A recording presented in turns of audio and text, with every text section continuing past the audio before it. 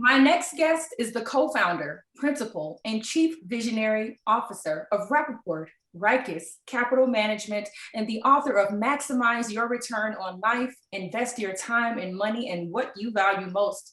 With more than 30 years of experience in wealth management, she and I discuss holiday budgeting, smart holiday shopping, and alternative gift ideas. Shari Greco Reiches, welcome to the Chundria Show. How are you today? I am great, and thanks for having me. It's hard to believe the holidays are almost here. And they're here. I was like, I know. previous year, and now we're doing it all over again. Yeah, yeah.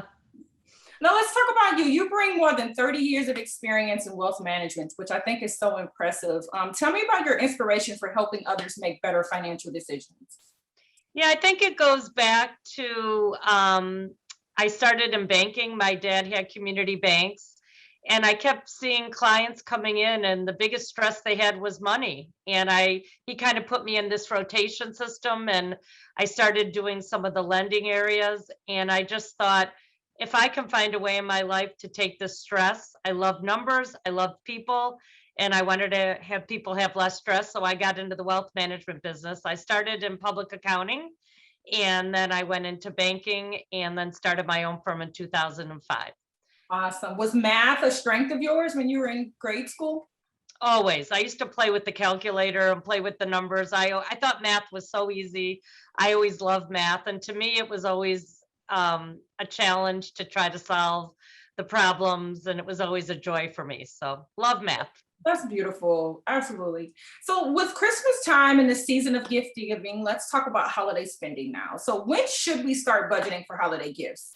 When's the best time? The best time is in January when you set your overall budget. I know that's kind of seems like it's far off, but you want to put that as part of your overall budget. Almost have a line item for gifts. It's not just holiday spending, but you have birthday gifts. You might have weddings coming up this year. You may have other big expenses for gifts. So a gift should be definite line item on your budget. Wow, that's interesting to hear you say January. I thought maybe you would say summer, but January could be like planning for the entire year and kind of thinking like a business's fiscal year in a sense. Right. I mean, you need to revisit it as time goes by and making sure you're in line with your budget. I also recommend, at holiday time, maybe having a budget per person that you're buying a gift for, so that you at least have a plan and you're not doing a lot of impulse buying and spending money that's not in line with the budget. Wow. Okay. So what are your tips and secrets to smart holiday shopping? For those of us that have not started planning in January, we've reached the point where now we're online shopping, all the deals are coming through. How can we navigate through the idea of smart holiday shopping? Yeah, I mean, again, like you mentioned before, think of this as kind of like running your own little business here. You have the budget per person, then maybe make another column of what is the item or what do you want to purchase, and do your research, because there's a lot, you open your Facebook, you open Instagram, there's a lot of advertisements, but the first thing you see isn't always the best deal. So I have a few tips here. First of all, do your research, see if you have any coupons out there. And when you go to buy the item, don't buy the first thing you see, especially on some of these retailing sites and Amazon. The first item isn't always the cheapest, but also think of the total cost. It's the item, the shipping, the processing, any other costs that are involved. Make sure you understand the return policies, because you don't want to buy a gift so early and the person might need to return it and might have a problem with the return policies. So that's really important as well. Awesome. So you spoke to the Amazons and all the stores that are, starting to roll out all the Black Friday deals and things like that. So, retailers often promote those deep discounts. And like you said, the top one usually isn't the cheapest, which in their minds, they're thinking that they're enticing consumers to spend more. Are we really saving when we buy a ton of items on sale? Because you feel like if you're shopping on the clearance racks or the sales rack, or, oh, there's a 40% off sale at Macy's, etc. Are we really saving when we buy a lot of things at one time? Right. And as my dad once said to my mom when she was so happy with her holiday shopping and all these discounts, he's like, well, these discounts are actually costing me money too. So you have to look at the whole picture. But there's a principle called scarcity where they try to tempt you. You know, they say only 3 items left. 85 people are looking at this right now. Just take your time. You don't have to click and buy the first thing that you see. Also, buyer beware. There's something called buy now, pay later. And you want to make sure that you can afford the items and they are in your budget, because it's so easy to click and the buy now, pay later, you buy an item and then you pay over 4 installments. And if you're late, there's additional fees there. So just, be careful when you're shopping. You get excited. And another tip I often say, some of the best gifts that I've received have not been monetary gifts. They've been pictures. They've been a poem one of my daughters gave me. Maybe you'll make a dinner for a family member, baking cookies. It doesn't always have to be something that's bought at the store. Sometimes the most emotional gifts and sentimental gifts are the best.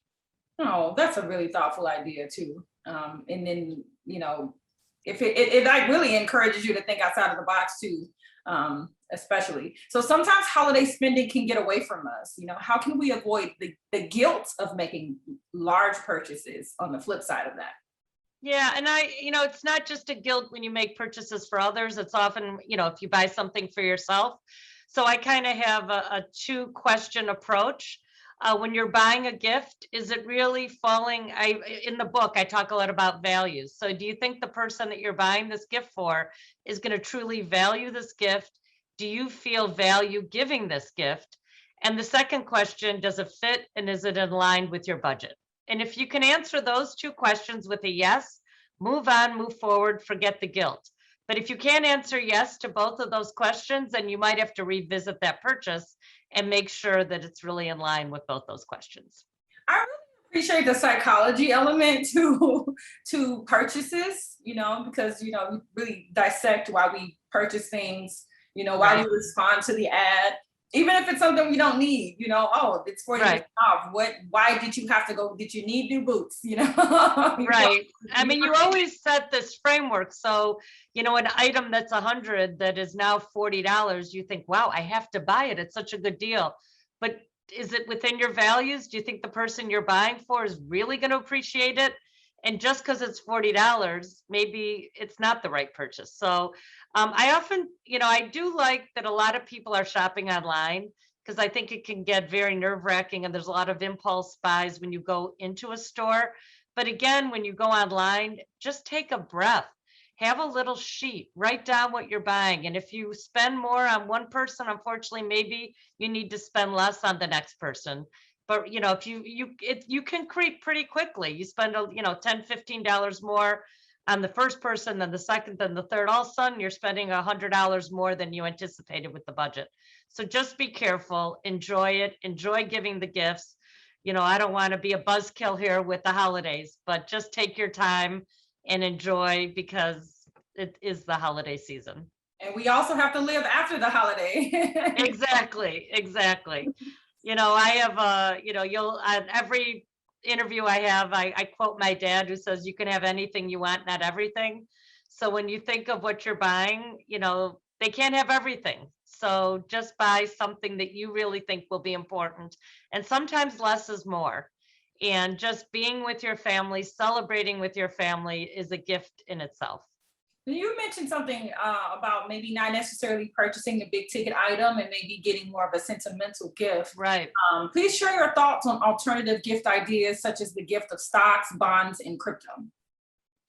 Yeah, I mean, if there's, you might have a large position of a certain stock that maybe is important to your family. Maybe a grandfather worked there, or you bought it at a very early stage. You could give shares of the stock and explain to the recipients the sentimental value and how this is long term and it's not something to be sold. I'm not sure crypto would be the high on my list, but I look at it more of a sentimental type of gift, because that, maybe that stock helped pay for education for the family, or it was somewhere that a family member worked a long time, and there'd be sentimental value. But the other, gift ideas, like I mentioned, photo albums, homemade gifts, maybe a craft or something that, maybe you make jewelry, something made by hand often has very sentimental value. Maybe an old book that you've had for years that you want to cherish and pass on and move forward to the next generation could be beautiful gifts as well.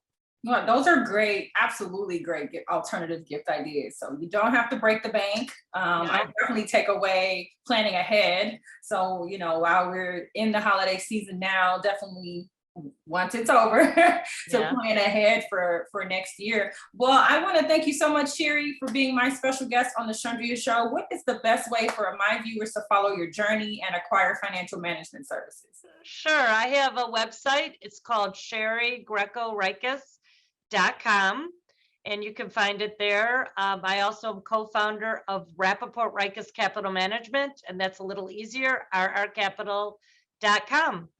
But I hope everyone has a great, great holiday season. And even if you can't buy gifts for everyone, just make a few. I was just thinking, make a few extra phone calls to some longtime friends and relatives. Those phone calls and good wishes go a long, long way. So all the best to everyone for a happy and healthy holiday season.